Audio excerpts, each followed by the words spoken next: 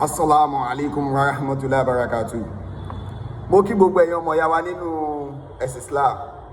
Ọlọ́run ní jẹ́ ó bàjẹ́ fẹ́ni kankan wa. Ṣé rí lásìkò yìí àti fẹ́ bẹ̀rẹ̀ sí ní máa tú àṣírí tó wà nídìí ọ̀rọ̀ ṣé mọ̀ọ́mù jọmọlé àbí kò ń ṣọmọlé. Ẹ mọ̀ pé mo sọ ní ijó òní. Mo ní bàbá Jimọ Kọla wípé wọ́n mọ̀ nípa bí Imam Ogbomọṣọ bó ṣe di Imam Ogbomọṣọ, pé kódà ní gbogbo ìgbà náà bàbá Jimọ Kọla máa ń pe Imam Ogbomọṣọ lóru, ẹ máa bọ̀ nílé, ẹ máa ṣe bẹ́ẹ̀, ẹ máa ṣàwo. Bó tiẹ̀ jẹ́ pé gbogbo àwọn èèyàn ni wọ́n ń pa Kàbísanra, irọ́ ló ń pa, irọ́ ló ń pa. Bí irọ́ ni bí kì í ṣe rọ́. Màá play voice kan nísìnyí, màá fẹ́ kí gbogbo wa ká fara balẹ̀ ká gbọ́ voice yẹn. Torí Ṣùbẹ́rù lọ́ba níkà ó play voice kan nínú fídíò mi ìrẹ́dì àti gbé voice yẹn wá tó ń pa irọ́ pé wọ́n ti kọ́kọ́ ẹ̀máàjì Imam, wọ́n ṣe kinní kan, wọn ò ṣe kinní kan. Gbogbo bí ọ̀rọ̀ yẹn ṣe jẹ́ fọ́mà Jánọ́sì nílùú Ògbómọ̀ṣọ́, Jimọ Kọla, gbọ́n tí yóò padà sọ. Gbogbo wọn ni wọ́n ń parọ́ mọ́ bàbá wa Èjìdé pé bàbá wa Èjìdé ló lọ gbé wá náà wá gbé bá àwọn lọ́rùn. Ẹ máa gbọ́, ẹ jọ̀ọ́ gbogbo ẹ̀yin, ẹ jọ̀ọ́ mo fẹ́ kẹ́ farabalẹ̀ gbọ́ ọ̀rọ̀ yìí. Ẹ fi mọ̀ pé bàbá wa Èjìdé ò mọ̀ nǹkankan nípa ọ̀rọ̀ yìí rárá. Bàbá Abbas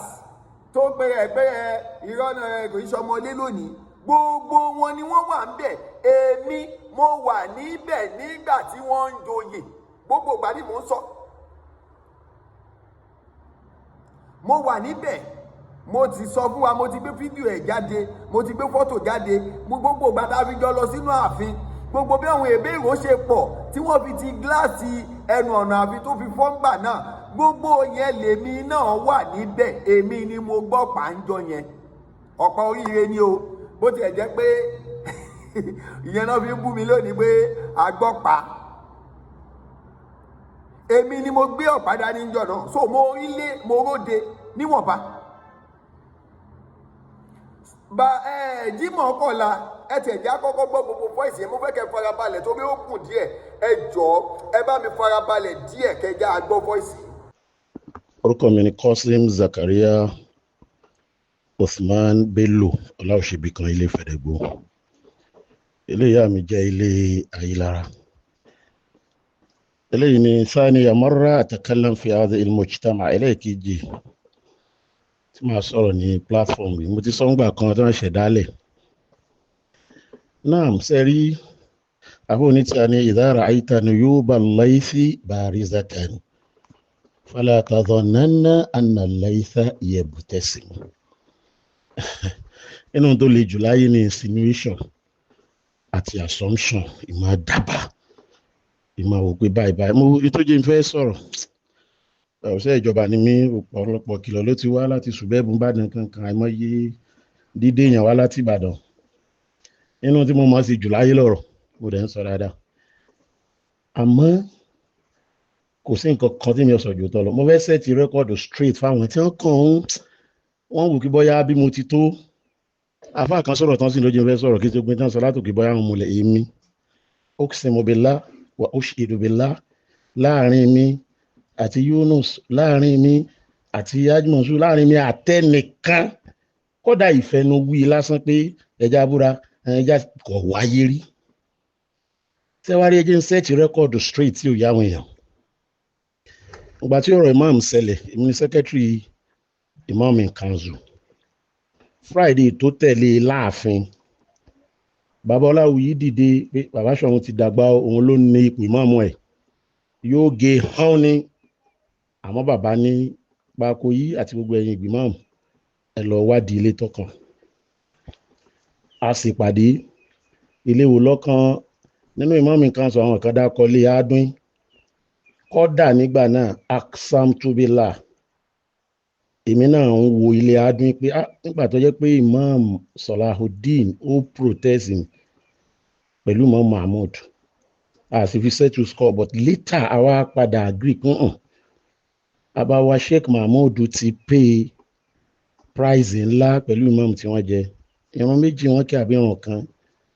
wọ́n rí ní rambẹ̀ so wọ́n ti di imam bóun kálukú ti jẹ tẹ̀léra wọn ẹgbọ́n mi dáadáa o nígbà tí imam Ayélára kú fọdún méjì imam Salaudeen gbà fọdún mẹ́fà ni imam bá gán gbà lẹ́yìn ìgbà náà ó padà sílé Abógundé nígbà ilé Abógundé kú bẹ́ẹ̀ after 40 years mọ́ṣíkìlà tún ṣẹlẹ̀ Aláwìyé gboríwọ̀ so ká fi wọ́n lẹ̀ bí wọ́n ti jẹ tẹ̀léra wọn kan máa jẹ́ ẹlẹ́ẹ̀kejì gbàtà agree bẹ́ẹ̀ ìpínlẹ̀ Ayélára ọbọ ní ọ̀màrà tí balẹ̀ yìí ẹ̀ jẹ́ gbogbo àwọn because ilé Ayélára yìí ni mo gbé nígbà mo ti hajj ní 2006 19 years ago ni mo tó kú títì lọ́la ilé Ayélára àti ilé Ìfẹ̀dẹ̀gbó láàrin èmi ni máàmù mọ́ṣáláṣí láti ibi ilé Ayélára kọ́lá tẹ̀fsíìrì ibẹ̀ láti fẹ́ bẹ̀rẹ̀ ní 2007 bàbá gíwá ọlọ́jọ́ wọn látọ̀ bọ̀tán rí so nígbà wọn ni rárá àwọn ọmọ ọkùnrin wà tí ó ṣe mo fi lọ bẹ̀rẹ̀ ní mọ́ṣáláṣí Ìfẹ̀dẹ̀gbó àwọn náà kú ní mosque now kọ́dà nínú ilé Ayélára I will be precise and considerate màmá wa Jimọ Folfo wọ́n pè mí pé àwọn tí ń fa wàhálà ìmọ̀mọ́ tí wọ́n bá ti rí yanjú ìwọ Jimọ Kọla ń kọ́ mu ní rárá èmi ti gbọ́ nípa ti tẹ̀fsíìrì tẹ́lẹ̀ ẹ̀sà ẹ̀yànjú ẹ̀ láàrin ara yín àwọn èèyàn rò pé bọ́yá mo mọ ìmọ̀ Yunus uqsimu billah ladhi la ilaha ghayruhu mi ń fojú kan rí láyé mo sì lẹ́fídẹ́ǹsì gbogbo voice call táwọn èèyàn kí n bẹ lọ́wọ́ mi voice call tó favour rẹ̀ ni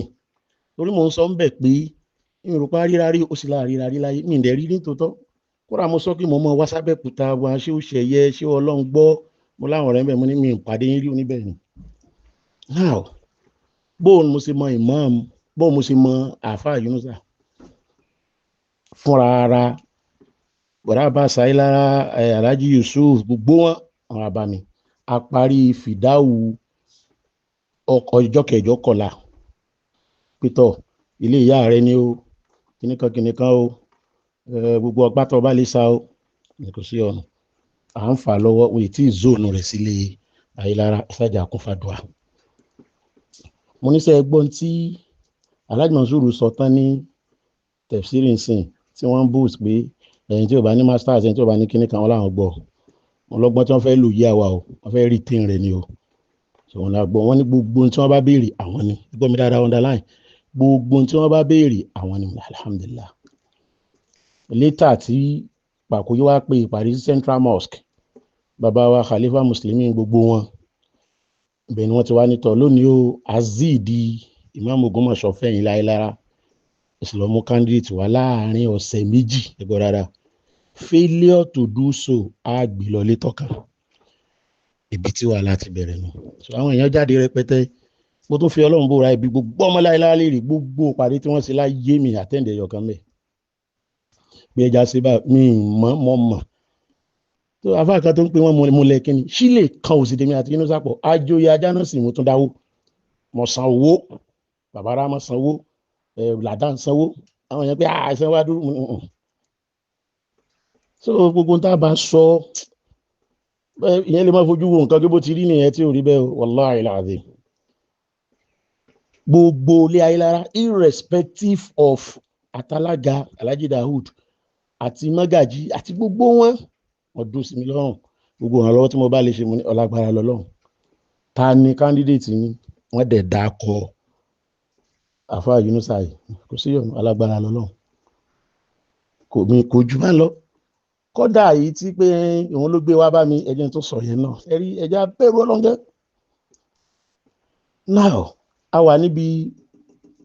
fìdáwò bàbá ìmáàmù yẹ kan náà Kọla ní borí mọ́tò bọ́ọ̀sì ẹ̀ tó park àfàbùsùrà ẹlẹ́ǹjì ó sì yọjú lójú wíńdò ustazu ẹ wọlé lọ bú kí ló ṣẹlẹ̀ ó ní sá wọlé mọ̀mọ́ wọ́n tiẹ̀ kọ́dà mọ́tò mi àárín títì tó rà ń dí títì yẹn gbà ẹni níbo là ń lọ ó ní sá kà lọ àlọ́ tí adékù yẹ obìnrin ló wa mọ́tò yẹ ó jẹ́ gbọ̀n àfáà Yunus ọmọkùnrin méjì wà ń bẹ̀ létà mo padà mọ̀ wọ́n pé Abdulrahman àtàbùrọ̀ṣid àti Imam àti Bushra àtẹ̀mí à ń débẹ̀ làbá Alhaji Daoud tọ́jàlága ọmọ Ayélára bra Abbas Alhaji Yusuf agbórí tó tún wà ń bẹ̀ ó dàpọ̀ mẹ́ta ẹni sọ̀rọ̀ làbá wọn ń bẹ̀ àṣìjókòólẹ̀ ni wọ́n fi pìrìsẹ́ǹtì imam fún alhaji kìlókọ rẹ̀ alhaji Mansur kọ́dà jalabia brown wọ́n bọ̀ látòkè bí wọ́n ti mọ̀ wọ́n tẹ́lẹ̀ bí wọ́n ti wọ́n mi mọ̀ bọ̀ bí wọ́n ti bá imam lọ́wọ́ wọn ní chief imam láì tí ì sọ nǹkankan tẹ́nìkan kan ò tí ì sọ nǹkankan wọ́n dẹ̀ ẹjọ́ gun kí lọ́ wọn lọ sọ̀rọ̀. Now ṣé mo mọ̀ láti ilẹ̀ pé kì í sọmọlé wallahi tàlà ní tèmi gbọ́ lẹ́nu àwọn ọmọlé mímọ́ ó tí mo bá sì mọ̀ èmi náà Ọlọ́run. Ṣé mo mọ Imam Yunus rí tẹ́lẹ̀ kó tó di pé ọ̀rọ̀ Imam ṣẹlẹ̀ oxembela kọ́ra àwọn ògbó kan rí mo gbé ilé ayé lára láti kékeré tí mo fi dàgbà ní gbọ́ rí kọ́dà mo ẹ̀ǹkwárì àwọn ará alẹ́ngbà náà tí wọ́n pẹ́ ní táwọn fẹ́ ni mo dá káàwo wọ́n sọ káà fún mi kíní kan wo wọ́n sásọ gbogbo ẹ̀ tí n tẹ́ fẹ́ nù ìfẹ́ gbogbo ibi tí ilé yẹn ń lọ lèmi tẹ̀lé. So nígbà wọ́n ń ṣe pàdé mi ṣí ń bẹ̀ ǹjọ́ wọ́n ń ṣe kíní ìṣí ń bẹ̀ gbogbo bí wọ́n ṣe select mi ṣí ń bẹ̀ ẹ sá má jò di wàhálà ẹ sì má jẹ 2 weeks má jò lọ. Egberegbe àwọn afáàmì táwọn yarí ẹnu ẹni tí mo ti kọ́kọ́ gbọ́ rí láyé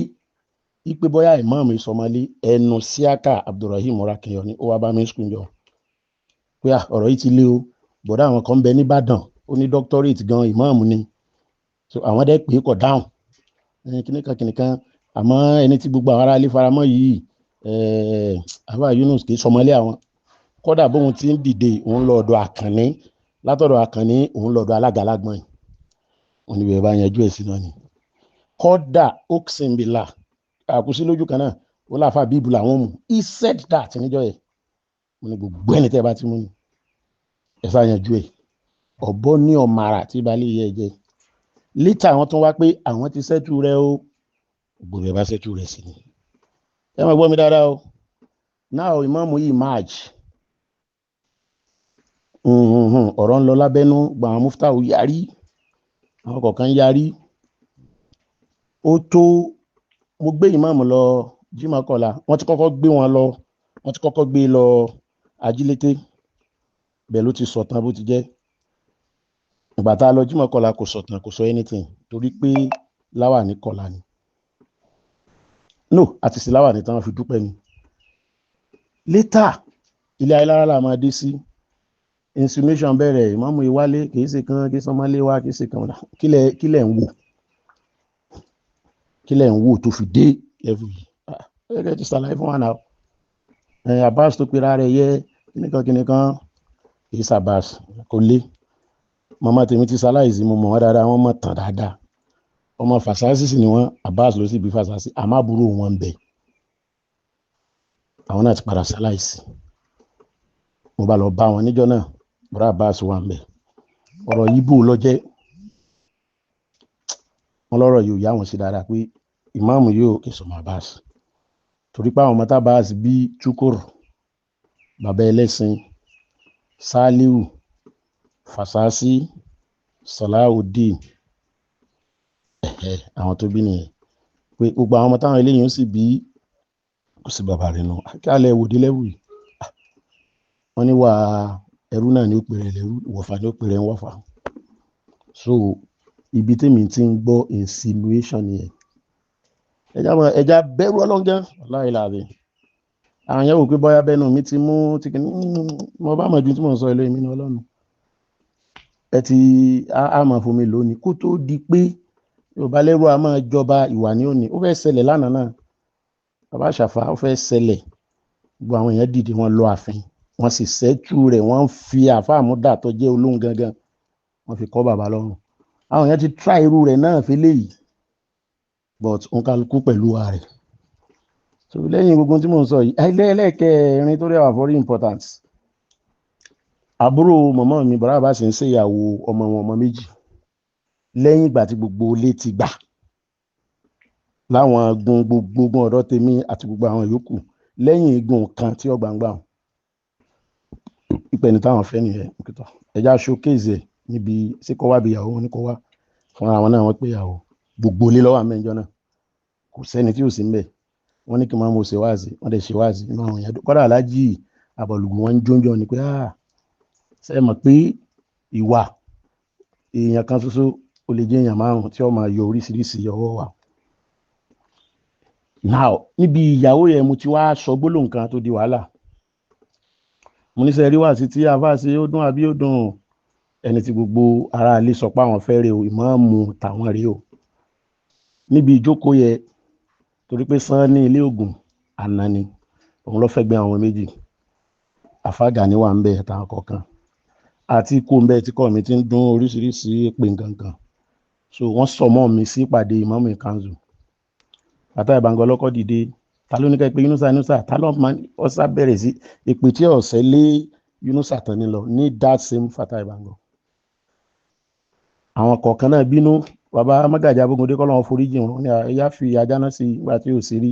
kẹ̀yà fi rẹ̀ gbogbo wọn ságbà pa àwọn òyà fi mi pèsè kí n má dé àárín àwọn ọmọ títí táwọn fi parí ọ̀rọ̀ Imam and I was banished and suspended mo sì fi Ọlọ́run ṣe rí sí wọ́n kípẹ̀ kọ́ra àjọ àwọn gbàwé lọ́wọ́ mi wọ́n kípẹ̀ secret débi pé gbogbo ohun tó ń ṣẹlẹ̀ mi gbọ́n kankan so kí wọ́n á ní kí n sọ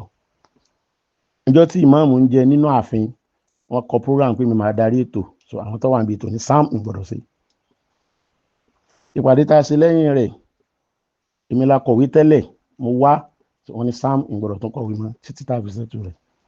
so n tí a bá mọ̀ nígbà tí èmi ń ṣe tiẹ̀ nígbà táwọn ará ilé ń ṣe tiẹ̀ ẹjẹ́ tó sọ pé ló nǹkan fún yín ìjọ tí wọ́n wá da mosque ro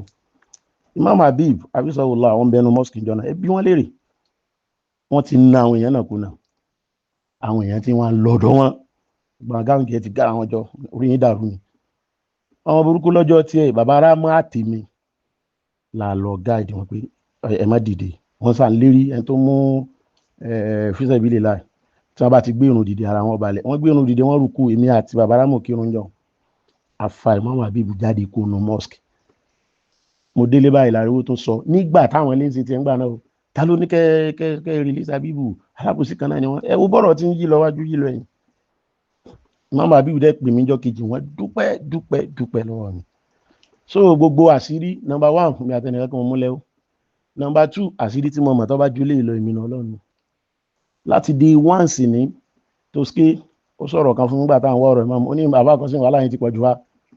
Imam ìjẹ́ngbà náà kò sí yọ padà jẹ ojú yín ní he said it so láti day 1 ní fún pínpín so mo sì keep decorum títí so lẹ́yìn tí mo sọ lónìí mi ò mọ nǹkan kan míì mọ́ sílè kan òde mi àti máa ń papọ̀ tó bá jẹ́ pọ́dà papọ̀ ni bẹ́ẹ̀ sí òkè bá mo súnmọ́ tó mo sáwà pẹ̀lú rẹ̀ tí wọ́n fi ń ṣí àkáǹtì ṣe ń ṣe gbogbo ẹ̀sẹ̀ orúkọ mi bẹ̀ so ẹja bẹ̀rù Ọlọ́run o mi mọ nǹkan kan jù báyìí lọ assalamu alaikum warahmatullahi. ní voice yẹn láti mọ̀ yí pé ilé ayé yìí kò balance àti jẹ́ òun ló ń kó bá most first person tó yẹ kí wọ́n kọ́kọ́ mú nílùú Ògbómọ̀ṣọ́ kọ́tẹ̀ kọ́kọ́ tì í mọ́lé náà bàbá wa Pàràkò yìí wà ń bẹ̀ because bàbá Pàràkò yóò lè sọ pé ọ̀rọ̀ mú etí àwọn di sírú ọ̀rọ̀ yìí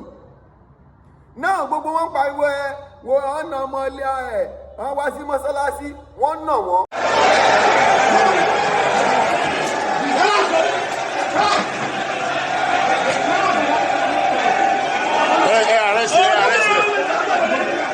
Wọ́n wá sí mọ́sálásí náà wọ́n o ṣé ẹ gbọ́ nínú ọ̀rọ̀ tí Jimọ Kọla sọ ó làbí ìbù náà wà mọ́sálásí ńjọ́ náà tẹ́yìn náà bá gbọ́ fọ́ìsì yẹn ẹjọ́ tẹ́yìn náà bá gbọ́ fọ́ìsì yẹn dáadáa ó ní àbíbù wà mọ́sálásí wọ́n fẹ́ wá da mọ́sálásí rú níjọ́ Jímọ̀ èyí tó bí lílù nù táwọn ọlọ́pàá fi wá kó wọn tẹ́ bá sì wá wo Jimọ Kọla náà wà níbẹ̀ olóní ẹgbún wọn síta kó wọn síta ọ̀hún náà sì sọ mọ́rọ̀ yìí pé ìgbà yẹn òun ò dá sí òun kódà àwọn ò kírun so kí ni fọ́ọ̀tì bàbá wa Èjìdé nínú ọ̀rọ̀ yìí àkọ́kọ́ nù now kì í ṣe ọmọlé ni o, wọ́n kọ́kọ́ yanjú ẹ̀, wọ́n ṣẹ̀tù ẹ̀. Ẹ wá gbọ́, Jimọ Kọla sọ ní statement ẹ̀ pé ẹni tó kọ́kọ́ sọ fóun pé kì í ṣe ọmọlé òun ni Isiaq Abdulrahim. Wọ́n lọ́kọ́kọ́ wá bá wọn ní skul pé kì í ṣe ọmọlé o. Ibẹ̀ ni wàhálà ti bẹ̀rẹ̀. Kò sì sí ohun tó bí ọ̀rọ̀ èmi ń sọ ní gbogbo ìgbà, ẹ lè lọ béèrè. Ọ̀rọ̀ Mẹ́kà kò ṣe Mẹ́kà ló dá wàhálà ilẹ̀. Àrùn ẹ̀ Mẹ́kà gba passport fún mi kí o tó mọ̀ kó bá mọ̀ kó fẹ́ rán mi Mẹ́kà. A ó kọ̀ mọ́ fúnyàn ní hajj, òun ní kó gba passport sí, èló ló fẹ́ fi gba passport, èló ló ń lọ sí hajj. Ìyí tó dá wàhálà lẹ́nu ilé nìyẹn o. Ẹ wá ń tù sọ́tún, ẹ̀ ń tì sósì, ẹ wá ń dààmú ìlú Ògbómọ̀ṣọ́ tẹ́ẹ̀sì mọ̀ pé rọ́lẹ̀ ń pa. Bàbá wọ bá Gándì Afọlábọ̀rún mọ gẹ̀gẹ̀ kábíyèsí. Ọ̀rọ̀ lẹ ti gbọ́ yìí. Àwọn pípù yìí wọ́n ń dà yín láàmú nítorí wọ́n mọ̀ yí pé ẹ mọ ètò ọ̀rọ̀ Islam nílẹ̀ Yorùbá torí wípé kí ni Kìrìsìtẹ́nì yìí. Òun náà ṣe tètè lo ọgbọ́n àlùmọ̀kọ́rọ́ yìí. Lóòótọ́ gbogbo èèyàn ló sọ pé ìmáàmù ọ̀rọ̀ bàfí wàláhì tàlá ìsúnmọ́bìlà ìmáàmù ọ̀rọ̀ bàfí. Kí ló bí ọ̀rọ̀ pé ìmáàmù ọ̀rọ̀ bàfí kò rọ̀ bàfí? Ṣé bí wọ́n ní bí etí ò bá gbọ́yìn inú ẹ̀ ń bàjẹ́. Ṣùbẹ́rù lọ́ba níkà. Ṣèbóhun ló pe èèyàn kan tó ṣe voice note séèyàn yẹn pé wọ́n sọ pé wọ́n fẹ́ bá wọn yọ kábíyèsí wọn, bá wọn kábíyèsí ní wọn bá ti dé bẹ̀ wọ́n máa yọ ìmáàmù, wọn wá yọ ìmáàmù tán wá ní kó wọn padà sọ́dọ̀ ọlọ́pàá òṣìwò. Due ti pé agreement tó wà láàrin wọn. Tẹ́ bá sì wá gbọ́, ẹ rí wípé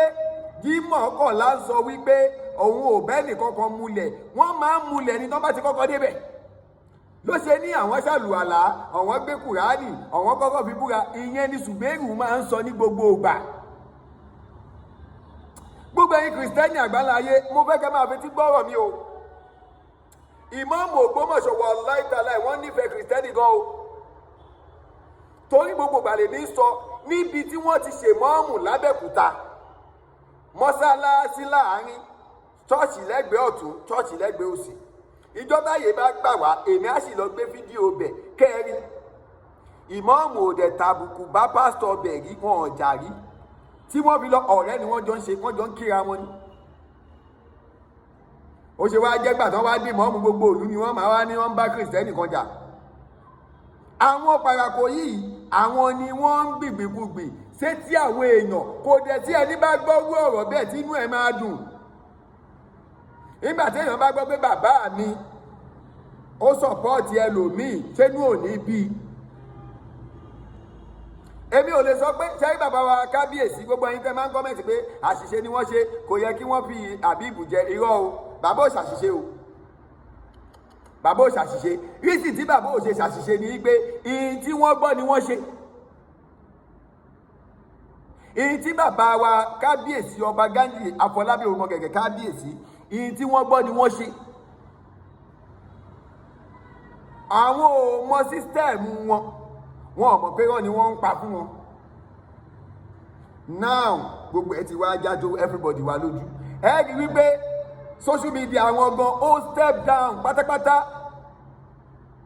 Ìyí tó dẹ̀kù tó ń sọ ní wípé Alhaji Mufta wọ́n ti gbowó, ń tọ́ dẹ̀ ń sọ kiri nìyẹn. Ẹni tó bá ti sọ̀pọ́tì mọ́mù ó ti gbowó lọ́dọ̀ tiwọn nìyẹn. Ó yá ẹ wá sọ pé ìyá Lukman náà gbowó ni àbí? Lukman tó ń pariwo ṣé ìyá rẹ̀ náà gbowó lọ́dọ̀ Imam Ogbomọṣọ ni? Gbogbo wa ọlọ́gbọ́n ní ká jọ fọgbọ́gbọ́ o. Ìyìn tí mọ́mù bá ṣe ní kẹjẹ àgbọ́. Parako yìí kí ni mọ́mù ṣe fún ẹ? Ohun tá a fẹ́ gbọ́ nìyẹn. Gbogbo pé kì í ṣọmọlé ẹ àní tọ́pìkì míì ni ẹ mú kúrò. Ó rọ́bà bí o, kò rọ́bà bí o, ìyẹn lẹ ń pariwo. Ẹjọ́ bíra yín léèrè kí ló bí ohun tí wọ́n fi ń sọ wípé àwọn fi ń sọ̀rọ̀. Kí ni ohun tó bí ohun tí mọ́mù fi ń sọ̀rọ̀ lórí múmbàrí? Ẹ lọ pósì ẹ, àwọn Kìrìsìtẹ́nì kan ló ń dà wọ́n láàmú. Kí ni ohun tó kan bàbá wa Ààrẹ Àgò pẹ̀lú ọ̀rọ̀ ilé Ayílára tó fi di pé bàbá wa Ààrẹ Àgò ń pọ̀n lẹ́yìn Àbíbù Jùmọ̀ Ògbómọ̀ṣọ́ lọ? Ẹ sì sọ wípé ẹ fẹ́ tò ìlú. Imam àwa ríru ẹ wá ní kó fold and kó má sọ̀rọ̀, kó possible. àfi kó pariwo fáyé. Tí ó bá jẹ́ pé ìmọ̀ọ́mù ò pariwo fáyé ni ìtọ́wọn ènìyàn pílánì pọ̀ àtàtìsù bẹ́ẹ̀rù fi sọ wípé àwọn tírèlì ìmọ̀ọ́mù ò mọ̀ pé àwọn tẹ̀lé àwọn lọ síbi tí wọ́n lọ. ṣègbọ́n ló bí tí federal government fi lóda ẹjẹ́ á fún ní security kó máa tẹ̀lé. If not because of that wọ́n á ti pa mọ́ọ̀mù dànù. Ariwo tí mọ́ọ̀mù ń pa fáyé ni ò jẹ́ kí wọ́n ti ṣe wọ́n níbi. Ẹ̀yin kìrìsìtẹ́nì kan dẹ̀ ní làákàyè gan tínú mi sì dùn àmọ́ wọn kò ní làákàyè nínú yín gbogbo tó máa àrọ́bàfin àmúgbó ẹ̀hàn ní èkújù bẹ́ẹ̀ lọ. Gbogbo wa voice note tá a gbọ́ yìí lẹ́ẹ̀fì mọ̀ pé authentic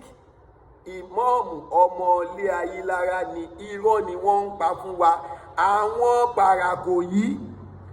Parakoyi fẹ́ dìmọ́ọ̀mù ìlú yẹn ni. Parakoyi